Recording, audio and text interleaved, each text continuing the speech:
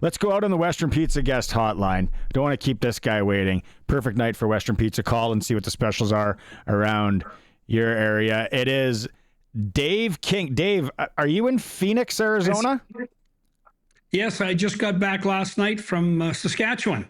I spent Christmas in a couple of days in Saskatoon and a couple of days in Calgary with my grandkids.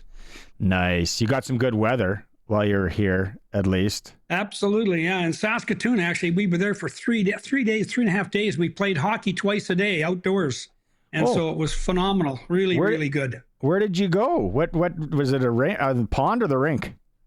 It's an outdoor rink. It's out in an area, I forget what it's called. It's a beautiful area. They're all acreages, and it's a beautiful outdoor rink out there amongst these acreages. And the ice was terrific, and we had some really good games. I slowed down a little bit, but things are good. I think we went to the Sid Buchwald rink a few times over the holidays up there, my kids and I. So it was good times. I gotta tell you, and I don't know, you're probably watching international hockey and Spangler finishes today. Canada doesn't win, but that Latvia-Canada game, as a guy that's been around the international games so much, you've coached Canada at the World Juniors, you've seen this tournament evolve. What goes through your mind when you see a country like Latvia pulling that off? Well, I mean, it's great for Latvia. Certainly, it's great news back there. But I really thought Team Canada played pretty well. I mean, we got 56 or 57 shots on goal. I think they blocked probably 25 or 30 shots. So we did generate a lot to their net, and their goalkeeper was very good. And you got to give them credit. Their ability to block shots and clear rebounds at critical moments was really good. But, I thought Canada played a pretty good game. I mean, they didn't give up very much, and their young goalkeeper was terrific in the shootout, which I was really impressed with. But, I think it's really good sometimes in tournament play, and I've been involved in a lot of international tournaments. It's good sometimes to get some adversity early, because all of a sudden the room for error is gone. And so everybody starts to really, really buy in to what they have to do. Everybody's prepared for every game, every shift, and suddenly it kind of galvanizes your team sometimes. So I think it's good for Canada.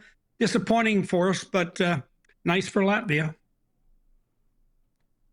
Dave, we've talked about it a few times so far on the show today. Just the fact that the gap has closed so much between these countries, the Latvias and the Germanys, over the years. There's gone are the 15-1 blowouts and the 16-0 shutouts. What do you attribute the fact that the rest of the world or these countries have caught up to the level of the powerhouse countries in this tournament? I think there's a lot of reasons. Obviously, their developmental programs within their countries must be improving, and I think that's a real strong thing. I think their coaching's really, really improved. To me, when I watch the Latvians play, I mean, system-wise, they play very much like a lot of North American teams do. Kind of a 1-1-3-4 check, and they do the same thing in the D zones in terms of their coverage. So, they've gone to school, and these coaches are well prepared. Their teams, I think, at one time just kind of played the way they play in their own countries, and sometimes you have to adapt a little bit when you get against the USA, Russia, kind of teams like that, and Canada, that are really good teams. You got to adapt and adjust a little bit. And the coaches now, I think, do a better job. And I think that, it's good for the tournament, because we don't want the 10, 11, 12 goals being scored in a blowout. This year really indicates that the playing field's getting a little bit more level, and that's not a bad thing. Is it also, too, what I feel, and Chris and I were talking about this earlier, is I remember the days where Canada's coming down and shooting on goalies that are wearing worse than street hockey equipment that we would find in Canada. Like you talked about the coaching, but the goaltending position has come so far in a lot of these countries from over in Europe as well. Yeah, and that's a very good position, too, to talk about, because there's lots of Latvian goalies that have been outstanding in the NHL. And they've got a lot of Latvian goalies now playing major junior hockey across Canada. And one thing I probably should have added to my answer for Chris there was the idea that, there's a lot of players from the German league, from the young German team the Kazakhstan team, and also from Latvia that are playing major junior hockey. They're good enough now to come over and play major junior. So that indicates that their programs are going somewhere.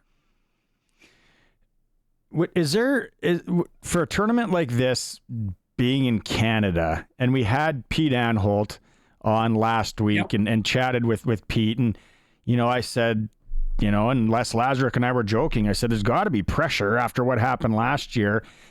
Pete says it's not really pressure. Like, we do what we can. We put the best team together, and then it's a matter of see, basically throw it in the oven and see if it bakes. This is the best data we have now, and all that. Like, where the game has come, Dave, from where 1982, when you're standing there, and I think it was it Rochester or wherever that was, and they're playing the anthem that they didn't have. Like, now, putting this team together with the data and the scouting, a guy like Al Murray, there's just so much involved. Mm-hmm. Yeah, there really is. It's it's complicated. There's a lot of players that want to play. There's a lot of coaches that would like to coach it. The fans really love it. And I think one of the biggest things that the management team and the coaches face is in a tournament like this is managing expectations. That's the hardest part. Your guys know how to play. They're all enthusiastic and they all want to be there. It's the coaches and the management's ability to manage the expectations in the room and with the media. And that's a real big challenge for everybody. And it's not easy. And, I think the Team Canada's got a good staff there. Pete Anholt is a good general manager. Their coaching staff, very experienced. So I think they're going to be fine. It's just a matter of them now getting their A game together every game. And I think they have no room for error. So we'll see that. As much as we talk about how the tournament has grown kind of in parity and how the teams have progressed, is there anything, if you had a magic wand, if you could change something about the tournament or somewhere where it maybe needs to improve a little bit more or go in a different direction, is there anything that you could see that if you had that crystal ball to do?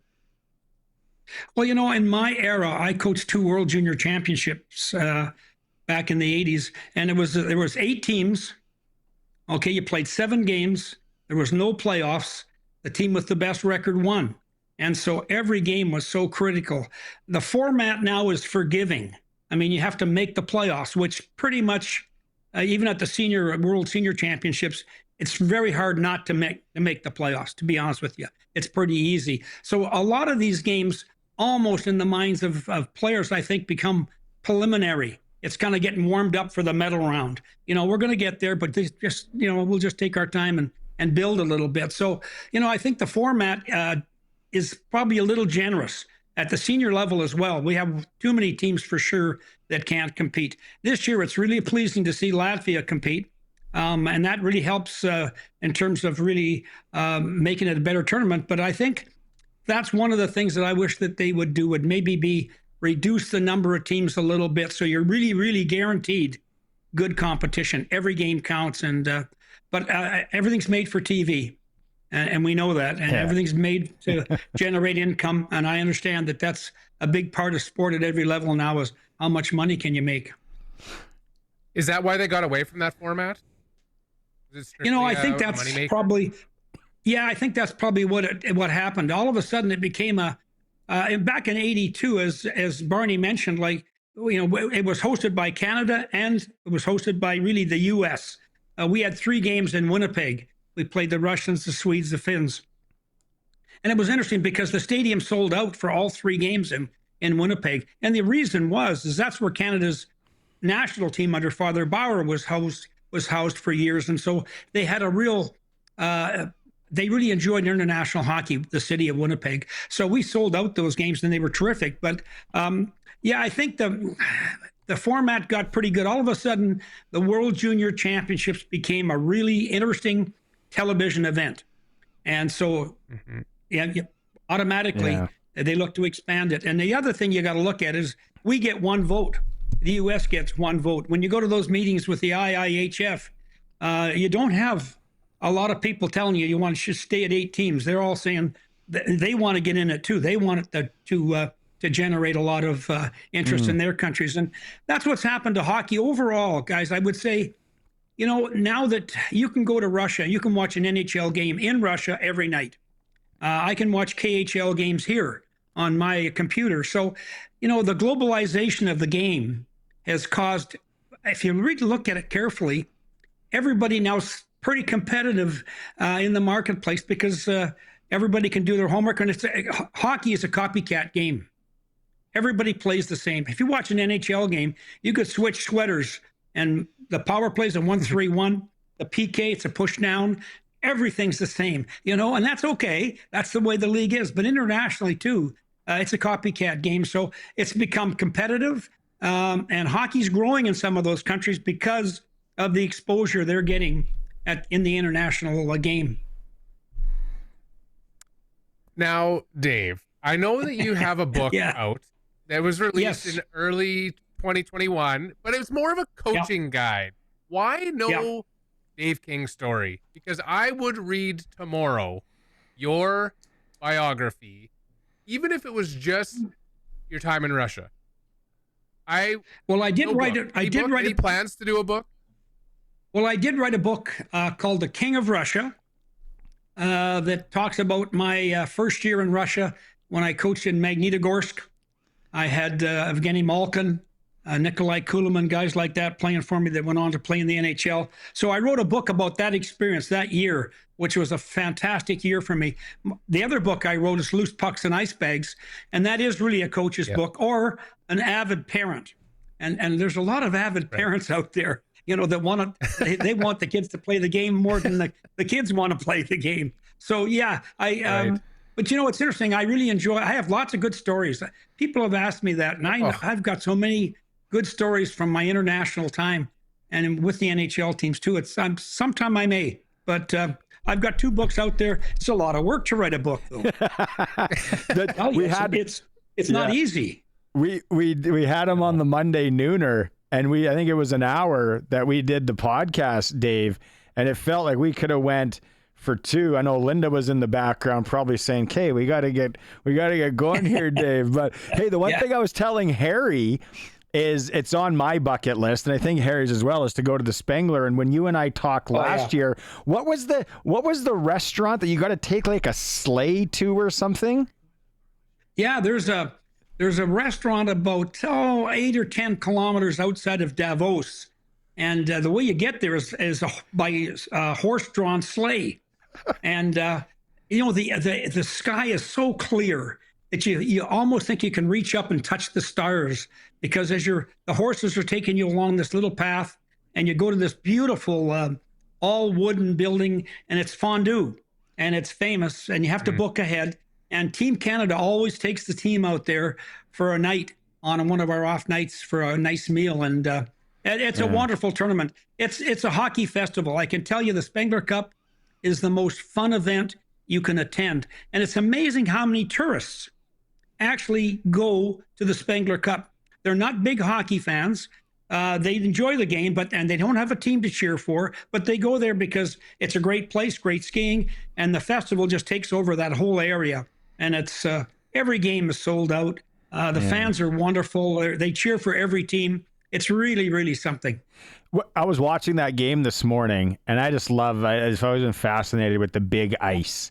And as a guy that's coached so much on that big ice, Dave, and hey, I just, like I said, I love watching. I took my kid.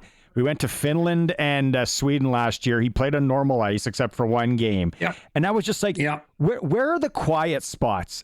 When you're helping a coach on that big ice, where are the spots that you wouldn't really think about attacking or sitting in that's on a regular sheet of ice?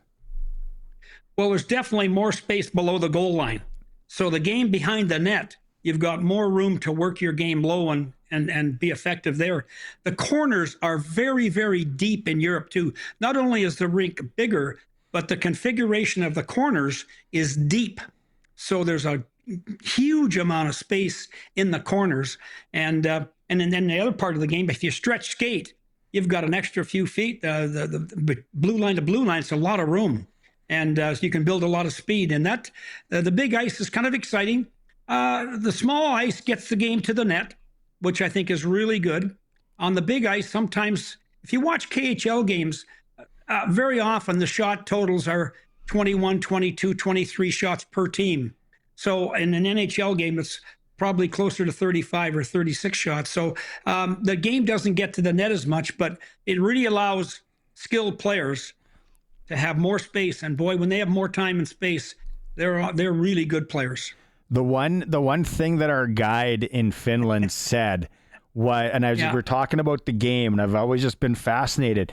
And he said, over here, they teach, even at a young age, that puck is power. You want to hang on to that puck. And that's something over there, Dave. Like, why isn't that translated maybe as much here, or the old dump it in thing that we do? And the other thing that I noticed there too, which I thought was fantastic, was here at a young age, it is to the kids to get out of the zone, up the boards, up the boards, up the boards. Yeah. There's a creativity. And if it's not there, they bring it back, right? Like, how do you explain all that, Dave?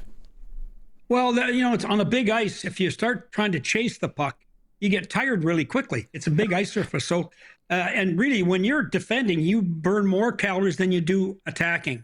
And so keeping the puck, turning back, holding it, building up the play a little bit is really part of the European game. And they still do it now. They play more like we do now. I mean, our games have come together. It's really a hybrid game. It's been cross-pollinated from both groups. We play a bit more European, especially our specialty game, power play PK, and they play 5-on-5 a little bit more like we do. But you were talking about space.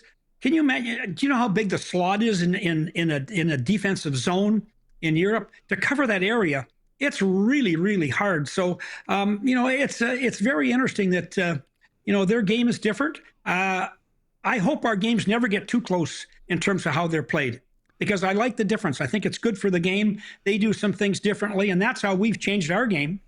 We've picked up some of their game and brought it to the NHL game. But there's no question that the NHL game, it's back pressure. Everybody defends now. Like when I first started in the NHL, guys, your scorers didn't check. They scored. That was their job. Now every forward's expected to block shots. It's part of the game. And you're expected to back pressure. It's part of the game. If you watch our top players now, our top players not only score well, they're amazingly good defensively. It's because the game has changed. The expectation is you play both sides of the puck, and the game is so much pressure, so much speed, you have to do it to be able to win. Yeah, if you can put up 80, 90 points and be nominated for the Selke, you're doing something right. Wow.